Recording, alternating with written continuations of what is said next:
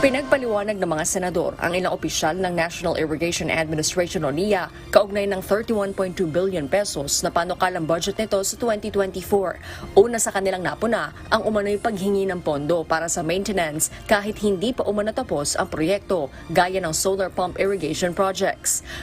Mas malaki po ang mapupunta po sa operation kasi yung pambayad nga po ng kuryente.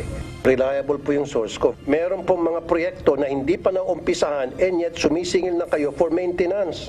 Yun po yung masakit para sa taong bayan na kumbaga po Ayon kay Senator Raffy Tulfo, malaki sana ang naitulong ng maayos na patubig sa mga irigasyon upang matugunan ang problema sa bigas lalo na sa gitna ng epekto ng El Nino. Kasi kung ginagawa nyo ng maayos ang trabaho nyo, na-irrigate nyo po yung tamang patubig, naging maayos po sana ang rice production natin.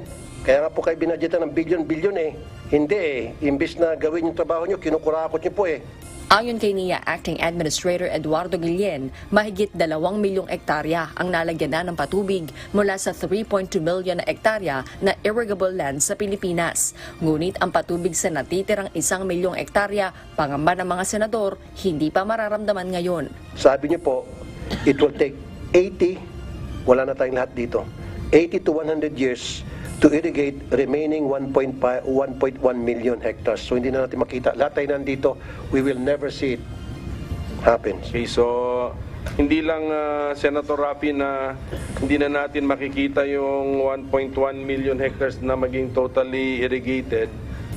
Hindi na rin siguro natin makikita ang ending ng malaking budget ng NIA. Forever and ever na po yan. I assure you po na during my term ay talaga pong titignan kong ma-spend po na maigi itong budget natin. Si Senator Cynthia Villar, kinainitan naman ng ulo ang format ng budget.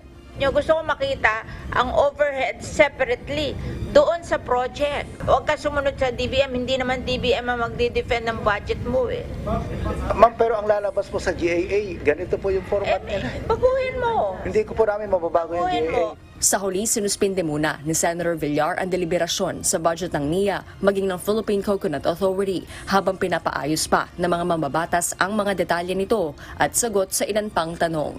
Harleen Delgado, UNTV News and Rescue. Diyos ang aming sandigan, serbisyo publiko ang aming pinahahalagahan.